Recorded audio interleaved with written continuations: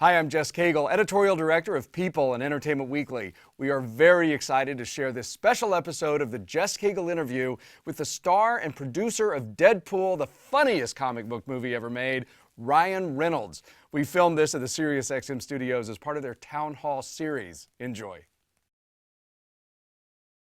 You're listening to the Entertainment Weekly Radio Deadpool special with Ryan Reynolds. Now, the movie is in theaters right now, and I'm going to say right up front, this is not only the funniest superhero movie ever made. Yeah. I've done my research. Yeah. I've thought back, Guardians of the Galaxy, Kick-Ass. Yeah. I've really looked. This is the funniest one. It's pretty damn funny. And the dirtiest. Yeah. And definitely the dirtiest. It's pretty damn dirty as well, in equal measure. Yeah. And a great Valentine's Day movie. Yeah, you know, this is like right up there with The Notebook. The only thing you can't do came out to play. Stay out.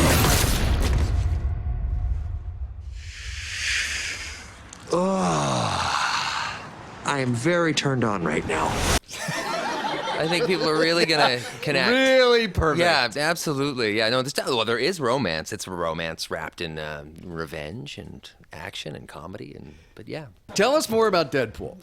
Deadpool is he is a mercenary. He's a guy that comes down with terminal cancer, and he's desperate to stay alive or find some way to stay alive. So he goes into a program. There's this sort of clandestine program that ends up experimenting on him and torturing him silly. And when he comes out the other side, where he actually breaks free, he is hideously scarred for life. He'll never look the same again. He looks horrible. As we say in the movie, he looks a bit like a deep-fried testicle. And then but he's also infused with Wolverine's regenerative healing powers, which makes him invulnerable to anything. Like you basically can't kill him. And he's also comes out a little bit nuts. So the movie takes this turn where he's very kind of obviously hyper funny, hyper violent, but very meta, which is what makes Deadpool distinct and unique in the X-Men universe, is that he knows he's in a comic book movie. He makes fun of Ryan Reynolds in the movie. I mean, like he's right. There's a meta element to it. What does he say about Ryan Reynolds? He says, someone asked me, my roommate named Blind Al, who's a blind lady that Deadpool lives with, who Deadpool forces to assemble IKEA furniture all day. She says, looks aren't everything. He says, looks are everything. He says, you think Ryan Reynolds got this far in a superior acting method? So yeah, he definitely takes some shots at just everyone's fair game in Deadpool. So. Okay, and you spent, I don't know, 6 years or more trying to get this made. 11, but no one's 11. counting. Jess, yeah. 11 years. Yeah. Why was this the thing that you fought so hard to get to the screen? Well, it was 11 years of desperation. I just thought that this was a character that needed to live on the big screen, and if somebody was just nuts enough to greenlight it, it would soar. It would become a cultural phenomenon. It's just just that unique. I spent 6 years actually in active development. 6 years ago, Rhett Reese, Paul Wernick, and I started developing the Deadpool script, which was... And they had done Zombieland. They did Zombieland. These guys know their way around this territory, so they're geniuses. And we created this really unique script, and the problem, I think, existed with Fox, who owns the rights to the X-Men, and around Fox, they also call the X-Men cha-ching. So I think they were a little worried about having this kind of disruptive X-Men character enter the fray, and then what do you do with him? And they're always trying to sort of combine create the universe and all that sort of thing. So Fox was worried this was going to be all. Yeah, they were sort of had to be an R-rated Marvel movie. Absolutely, right? Yeah, and that was the biggest concern was Fox. In order to greenlight this movie, to do it properly, and I'll give Fox that credit, they wanted to make the movie properly. It had to be rated R, and it had to have no boundaries and no scene. And if you're going to commit to having a truly genre-bending movie, you just got to go all the way. So. Then you guys had done quite a bit of work on it. Still didn't have the green light. You had done some visual effects test footage, which, as it turns out, was great because it's the opening scene in the movie. It doesn't give anything away, and this footage leaked. And then what happened? Yeah, after you leaked it, our test footage accidentally leaked onto the internet by someone, some enterprising expert on criminality. Yes, it did leak on the internet, and it is the reason I'm sitting here. Because the reaction was just amazing. It was crazy. It was crazy. I mean, it was everything we needed. It was like the studio got proof of concept in every way. They got a full-on proper test of the film before they ever had to spend anything more than just the pittance on this test footage. So it was almost overnight. It was like the studio was overwhelmed with tweets, hate mail, skywriting, anything you can imagine. And they said yes. They said, go make your movie. Go make your movie any way you want. Stan Lee said, and this must be a huge compliment, you were born to play this role the same way Robert Downey Jr. was born to play Iron Man. Yeah. What it comes from Stan Lee. That's pretty awesome. At the same time, he's saying you were born to play this sociopath. Yes, he was. Which is I've made several best. attempts on Stan Lee's life, and he knows it. That's why he's actually afraid. That's why he's saying that. That's like Stan Lee's like the godfather of all X-Men, Marvel, everything. You know, he's it. So if he says that, that's it. That's as good a compliment as you're going to get. I think he and Hugh Jackman are seriously the two biggest game changers in the comic book world. Hugh Jackman really made it cool again. You know, I mean, he really took us from that sort of campy 90s kind of, the DC stuff, and really kind of ushered in this new wave of intense, sort of more gritty, kind of relatable X-Men characters, and then followed, all the Marvel ones all sort of followed that. So and there's also just this is Tim Miller's first big feature. It is, but also what a job he did. Yeah, fantastic job, and he's and incredibly confident. It's the work of an extremely confident director. Some might say too confident, maybe too cocky. Yes, some might say cocky. Some would say too big for his britches. Yes, exactly. As we say in take Texas. this guy down a peg. But Bryan Singer and all these people that did these superhero, these are world-class directors, and it is a cool thing for that generation of directors. Yeah, it's a pretty special thing. I mean, it's those guys have all seen it too. I mean, they all came and checked the movie out, and that felt really good when those guys all saw our Deadpool movie and just loved it. So I wanted to ask you about the characters that you guys chose to put in this film. And I have to say, you were an extremely integral, you were a producer on the film. And a really integral part of, the development of it. Yeah. Well, it was obviously there's 25 years of comic book movies. That's a ton of material to cull through, So it's there's a lot of storylines available for you, but we're also telling an origin story here. So what we didn't want to do was have the movie be an hour and 7 or hour and 10 minutes of this guy just being a lunatic from the opening credits to the closing credits. It actually is tethered to Earth in some way, and it has to be, otherwise you're going to disconnect from him. So it is a love story. He does fall in love with a woman. He does have terminal cancer. He does go through this whole hideous experimental program that is just evil in every way. And he comes out the other side as a guy who filters his pain through a prism of comedy. That's what I loved about the character. I love that he processes any pain through comedy. One thing that never survives this place is a sense of humor. We'll see about that, Posh Spice. Oh, come on. You gonna leave me all alone here with less angry Rosie O'Donnell? It's something I've always related to, and I think it's why I connected with the character 11 years ago, is that, I've always, as a kid, I was the youngest of 4 boys, so like I wasn't even considered a younger brother. I was just considered a moving target.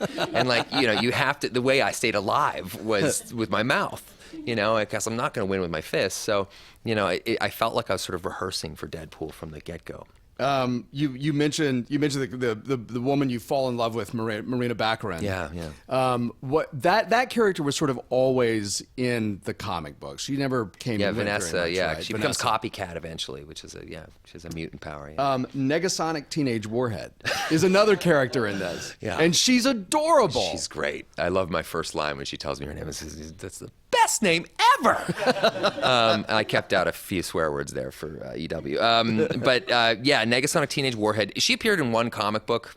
But you found her and put her in. We found her and we just loved her. I mean, she's just sort of like right up there in the sort of Deadpool zeitgeist, which is like you don't pick Wolverine or any of those other guys that would be the natural choice to be in your movie if you could get them. No, we picked like sort of slightly more obscure characters. Also, we don't have the budget of an Avengers movie. Well, you spent a lot of money on Colossus because he's a total CGI. But Negasonic Teenage Warhead and Colossus, I can't even believe I know those names. Yeah, they have some. Yeah, but that's the thing. That's the genius of Tim Miller, is that he made our movie look as big, if not bigger, than the Avengers for much less than you would. I mean, for what would be the laser hair removal on most Avengers movies.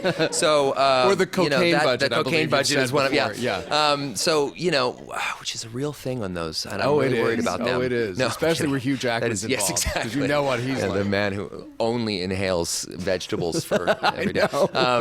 It was so we really, necessity became the mother of invention, and actually just every step of the way just made the movie better, because we couldn't rely on Deadpool's never trying to save the world. We don't need that budget. He's not like, we're not seeing the entire planet get sucked into some big yellow yellow vortex Green Lantern. But what we are seeing is this guy dealing with issues that are very small, and it's and that's what makes it fun because he can be very petty as well. Some of the other characters, Weasel. Speaking of T.J. Miller, this great actor from Silicon Valley. The best, yeah. But why Weasel? Why did you choose that character to put in? Well, he's sort of like Deadpool's sidekick, but he and Deadpool parallel each other in their sort of sensibilities. Weasel is also morally flexible, and Weasel is also so very yes. So you want to sort of populate the people around Deadpool. You want them to orbit that same kind of edict. They want them to have that same kind of personal code of ethics, which is pretty flexible and shady. So yeah, Weasel is that guy, and T.J. Miller is. He's one of those guys that I remember when I do this. I come from an improvisational comedy background. TJ makes me look like a wind-up children's toy. I mean, you just turn the camera on him and you just stay the hell out of his way. And he would do stuff that, I mean, the DVD extras on this movie is going to be completely insane because at one point we've all seen it in the trailer, he's describing what Deadpool looks like an avocado had sex with an older avocado. This is just stuff that's in the trailer. In the movie, he goes on a run that just doesn't stop. And then on the DVD, he actually goes to the point where we actually just run out of digital pixels on our camera. Yeah. And that is why he has the significant drug problem that he does. Oh! It's an herbal drug problem.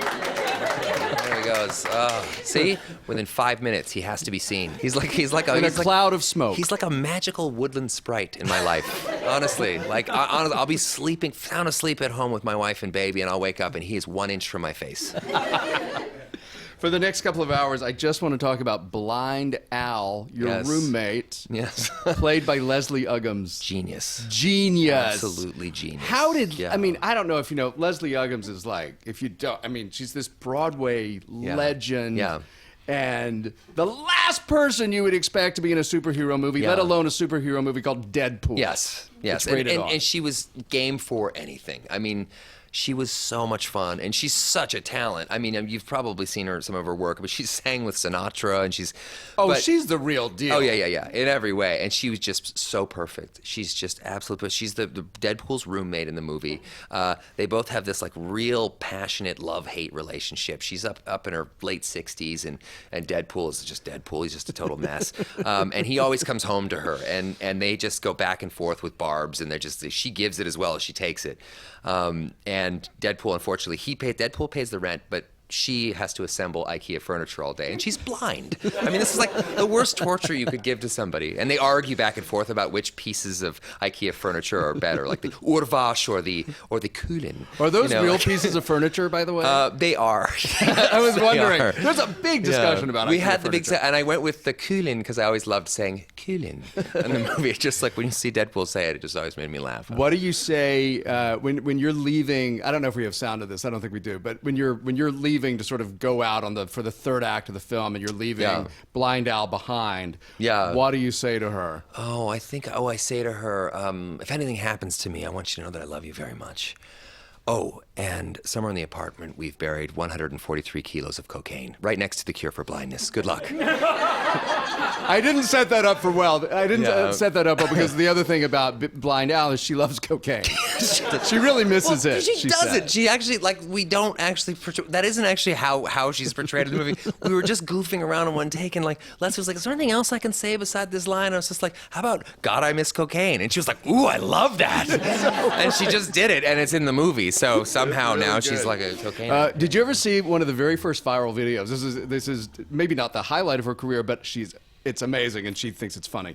She was on the Washington Mall, Leslie Uggams, at a big event, and she's walking through the crowd, and she's singing "June is Bustin' Out All Over" from Carousel. Do you know about this video? I don't know it. It's all over YouTube.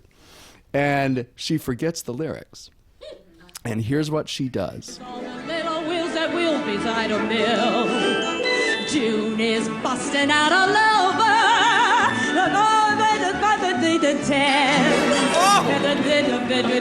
And they hucking up a jeepers out of all the morning glories on the trail.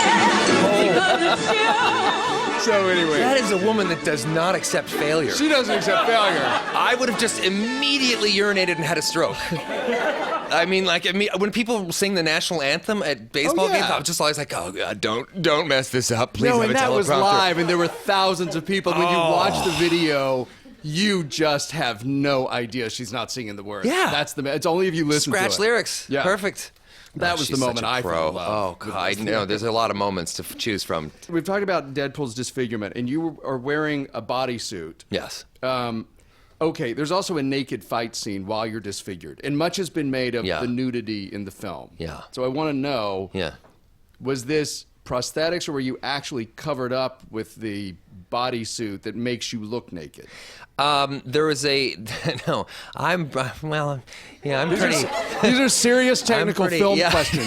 Thank you. Wow, Like you're USC. really breaking this down. Yeah, there was no other way to kind of do that. Then there is a fight scene in the movie where Deadpool fights Ajax, the villain, in a burning building, and all I start the fight off with is like a hospital gown because I'm trying to break out of this experimental facility. It's now on fire, and the hospital gown catches on fire, so Deadpool just rips it off, and then it's just El fresco from there, just nipples akimbo. But the only way to do that is to just do it. So yeah, we had a little talk with the crew at the beginning of the day. I just said, you're going to see parts of the dance floor here that you weren't ready for. I'm sorry in advance, but we're all in this together. But your whole body, then, people had to work on your entire body to cover it with the scar eight tissue. hours of prosthetic makeup. Yeah. Yeah, in places that no man needs to be there with a paintbrush. Yeah. And we had Bill Corso, who's this incredible Oscar-winning makeup artist. I'll drop his movie, which is Lemony Snicket's, which you've seen. I mean, he's a genius, and he made my penis look perfect. So I'm very grateful to Bill Corso. Covered in scar Yeah, tissue. yeah, thank you, Bill. Yeah. Let's talk about nude scenes for a minute, because you've done Yeah. a few. What Yeah. is that? What is that like on the set? Not many people show up to work wearing just a dash of baby powder. It's a weird thing, So you're surrounded by a bunch of crew members who really only are just waiting for lunch. It's not romantic. It's not sexy. There is a scene in Deadpool where we Vanessa, his girlfriend, that they fall in love, and there's a kind of a sex montage that takes us all the way through the year. So we see like a year's worth of sex in like 2 minutes, and it's like and it's all fun and kind of playful, but you're quite exposed. And it's never fun or never comfortable. It's never fun like going home and my wife's like, "What'd you shoot today?" Well, let me tell you. Like, well, there was a bit of wrestling, action movie stuff. With Morena Baccarin. Yeah, she's a real badass in the movie. Yeah. So yeah, that's always a weird thing. But she knows just as well as I do that they're the least sexy things to shoot. They just look sexy in the movie. So. As the man in that situation, are you, because you're, do you go out of your way to make the woman feel comfortable? But I mean, you had to do it with Morena. You also with I'm not Sandra some Bullock. kind of demon, Jess. Of course I do. Yes, you want to. You definitely like there's a real imbalance there because when men sort of go al fresco in a movie, it's all like, hey, yeah, awesome, and then when women do it, they can actually be stigmatized by it, and it's a really imbalanced situation, and it's not fair. So you really want to make sure that everyone's as comfortable as humanly possible, and that everybody feels good about it, and you also want to make sure that everybody gets to see the footage before. I would never be on a set where my co-star, the actress in the film, doesn't get a chance to go look at herself in that because they're under a kind of microscope and scrutiny that men aren't, and it's unfair. And so you really want to take care of everybody. And usually crews are super respectful about that. Directors are usually really respectful about that. I've worked with one director in my life that was not respectful about that, but that's rare. So, did you get the part in X-Men Origins as Deadpool? Yeah. This was the first time we saw Deadpool on screen. Yeah, in X-Men it was Origins. a very frustrating experience. Yeah. Did you get the part because you were sort of already attached to Deadpool, or was that a total coincidence? Yeah, I was already attached to the Deadpool movie. We hadn't at that point written the script yet, but that came along, and it was sort of like play Deadpool in this movie, or we'll get someone else to. And I just said I'll do it, but it's the wrong version. It was Deadpool wasn't correct in it, so. His mouth was sewn shut. Yeah, he's called the Merc with the mouth, and they sewed his mouth shut. Sense. Yeah, no, not. I mean, because Hollywood's a logical place. Yeah, I mean, right. It was during a writer's strike, the great WGA writer's strike. So there was we were in the middle of production. There was no writers, no anything. I mean, when I show every line I have in the movie, I just wrote myself because it's in the script that we had. It just said Wade Wilson shows up, talks really fast. was like, what? What am I supposed to do with that? So I had fun with the beginning stuff. I felt like that was pretty appropriate for Wade Wilson. The latter half is where they sort of called an audible at the last minute and just changed him to this guy with his mouse. So if you watch the movie, you'll see it's partly me playing it, and then I just was like, I can't do this.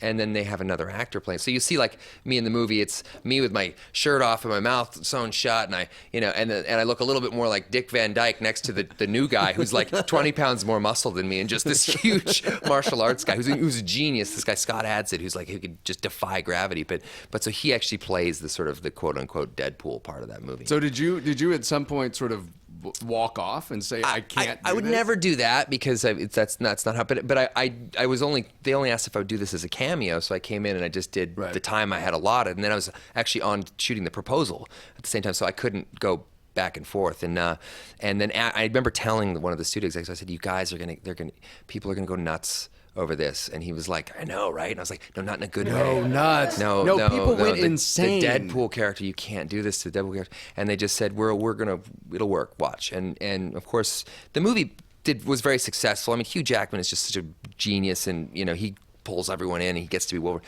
But the Deadpool part they didn't like at all. Yeah. Oh God. I remember getting a call from that same executive. He was like, "Can you fly back so we can reshoot some of this stuff?" And I was like, "I'm shooting another movie. I can't do anything." And he had laser eyes. Yeah, he had laser eyes. Was that from the comic books at all, or was that just something they threw in? That was just something they decided. That's what I thought. Some guy was just like, "You know what would be really cool? Besides this 8-ball I just snorted? let's give him laser eyes.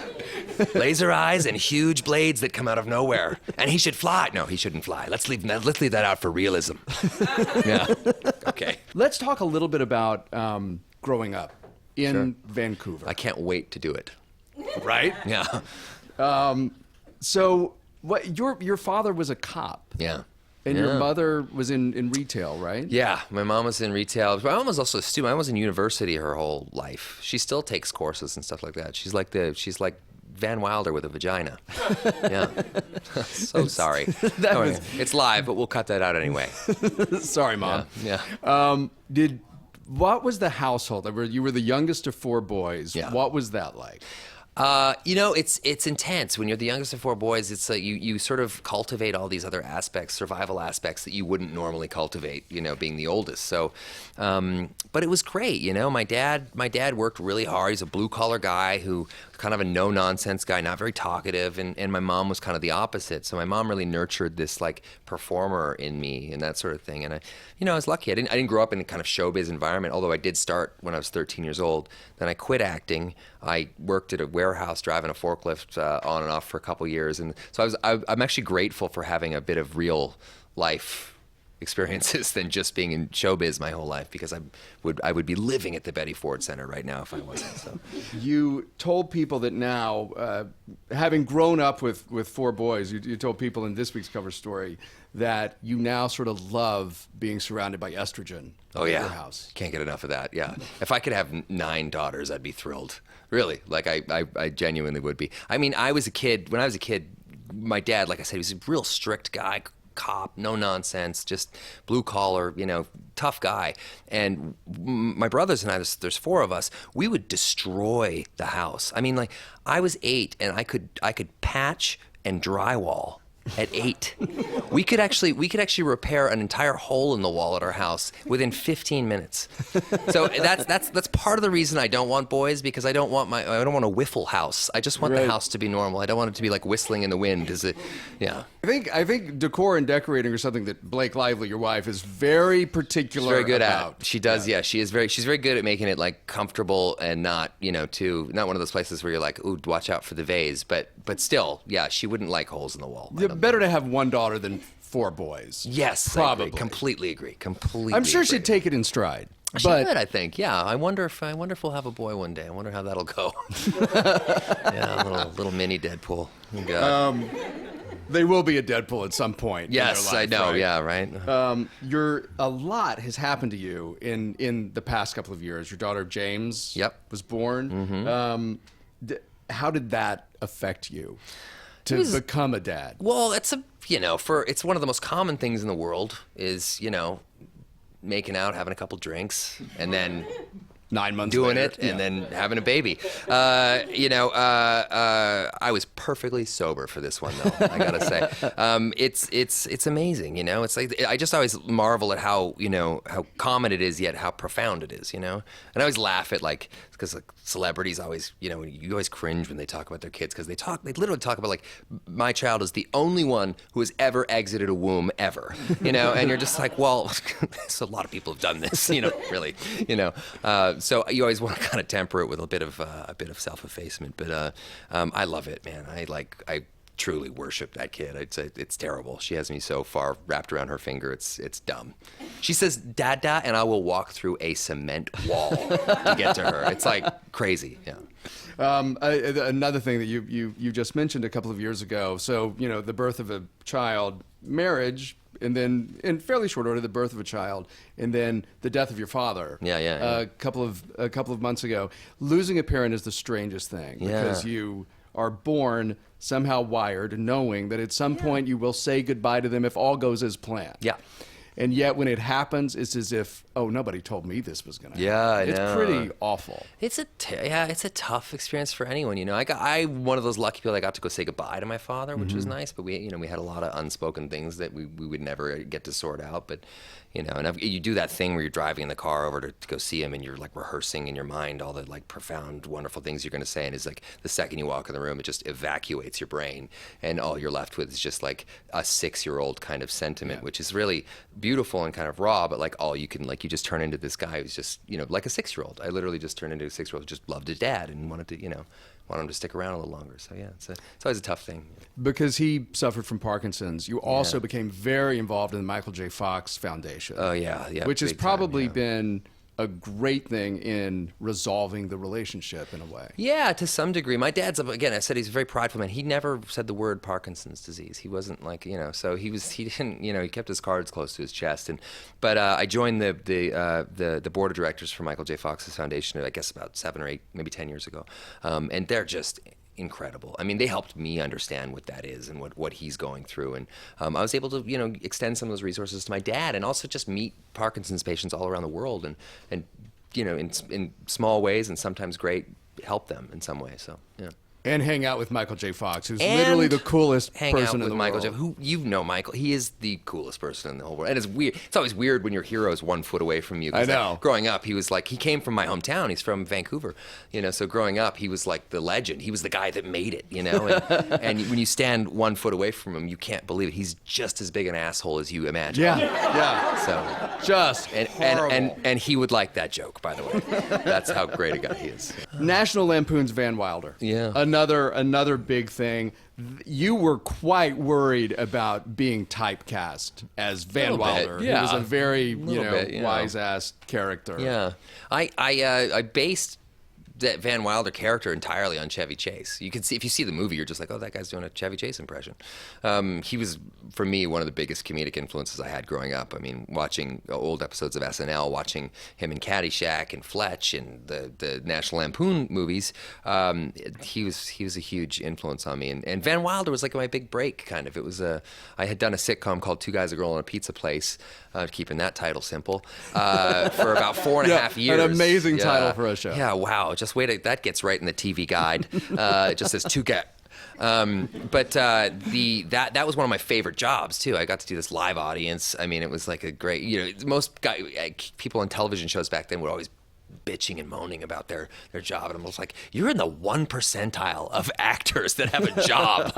Stop complaining. It was so much fun, and that cast I got to work with, they were great. They loved it as well. So, The Green Lantern, a movie that many talented people worked on, didn't quite work out. All right, and then we're moving right on to the next and just question. moving right along. However, Yeah. it is the movie where you met your wife. It is, yeah. So it must have yeah. some sentimental value. Yeah, there is definitely some sentimental value to that. I mean, look, the movie obviously didn't work, but it's one of those things. But I'm one of those few guys. I'm happy to talk about it. I'm fine to talk about it. There's still 150, 200 people that work on movies like that work their ass off, and they're all trying to make it as good as possible. And it just suffers from that typical Hollywood disease, which is that we get a poster, we get a release date, we got an actor, but we don't have a script. But we're just going to start shooting anyway, and that's always tough. It's very hard to dig your way out of that. So off I went. I did it. No regrets. It was amazing. Met my future wife, and we were buddies then. I remember it was funny because for about a year after Green Lantern had come and gone, and all that stuff, and we were both single. We went on a double date with. She was on a date with another guy, and I was on a date with another girl, and that was the most awkward date for their respective part because we were just like fireworks coming across the. Yeah. So that was long after it. That was the first time that you thought, oh, there's something. Yeah, it was like long this first after weird. shooting. Yeah, but we were buddies for a long time. She was the best way to. I think the best way to have a relationship is to start as friends. She's an amazing cook. Why wouldn't you be buddies with her? Yeah, exactly. Well, because you need to fit into a superhero costume for a little while. Ryan, we have come now to the part of the interview that is called the Kagel exercise. Oh, I like this. Right? I've been doing them all morning. So you fill in the blank. Uh-huh. Close friends describe me as Loyal. I'd say loyal, yeah. strangers describe me as Extremely disloyal. only I know that I am. Oh God, only I know that I am allergic to Advil. I mean, that's a sort of a weak one, but My last meal would be what? And I'd eat it with who? my last meal would be a Levain's cookie. It's in New York City. They make these cookies. Somebody back there is freaking out. Yeah. Because she knows exactly what I'm talking about, right? Upper West Side. Yeah, I mean they're putting street grade drugs in that cookie. I'm telling you, yeah. That would be my last meal. Yeah. And I'd eat it with. I'd eat with my wife because she feels the same way about it. Yeah. What if you said milk and then it was like hell when you got home? Yeah. The song that always makes me dance is. Oh, the song that always makes me dance is Shoop. It's in our movie, and and it's in our movie for that reason because it always makes me dance. Whenever I see people watching Deadpool and that song comes on, all the heads start like popping back and forth. So yeah. The movie I've seen the most times is. Oh, Planes, Trains, and Automobiles. The book I would take to a desert island is. A Confederacy of Dunces by John Kennedy Toole. It may be heresy, but blank is overrated. Maybe heresy, but walking into a trap is overrated. I'm really good at. Oh, I'm really good at subverting the question. I'm really bad at. I'm really bad at keeping a straight face around T.J. Miller. Everyone knows that on our set. We lost days to me. Yeah. I feel sexiest when I'm. Oh, I feel sexiest when I'm in a three-piece suit. Yeah. I would not be caught dead in a. I would not be caught dead alive. I start every day by doing. I start every day by seeing if my baby. I start some baby thing. Yeah. My greatest extravagance is. My greatest extravagance is, oh, I mean, God, a lot of people would say, like, pizza or late night chocolates, but it's cocaine. The thing about myself I've learned to love is. The thing about myself that I've learned to love is insecurity. That's a real answer. Yeah, insecurity. Yeah. The teacher I'm most grateful for is. Well, the teacher that I'm most grateful for is, I would say, Mr. Galloway at Prince of Wales High School in Vancouver, British Columbia. What did he teach you? He taught drama, and he failed me. Because I never showed up, but he also had a good sort of come to Jesus heart-to-heart talk with me that straightened me out. So I like him for that. Yeah. I love the smell of. Cookies. Who doesn't love the smell of fresh baked cookies? Yeah. I hate the smell of. I hate the smell of a baby diaper that smells like 7 cars crashed together all at once and is also the third act of Wolf of Wall Street. I could talk for hours about motorcycles, and I could put you right to sleep if I did. You have a lot of motorcycles. I have a few, yeah. Yeah. I like old motorcycles, yeah. Might also Let's be talk your about the greatest Norton extravagance. 750 Commando. Jess, no, you don't know what to do. I can sum up my life in this hashtag. I can sum up my life in this hashtag? What the hell's wrong with you, really? Oh, wow. Hashtag here for a good time? I don't know. Hashtag B. Arthur? I don't know. This is very hard. Even better. Wow, yeah. Oh. Oh, this Kegel exercise got me exhausted. This has been the Entertainment Weekly Radio Deadpool special with Ryan Reynolds. Thank you so much. Thank you Ryan. so much. Thank That you was so much. fantastic fun for me. Thank you. Deadpool is in theaters right now. It's hilarious. Congratulations on the movie, and you, thanks sir. for spending all the time with us.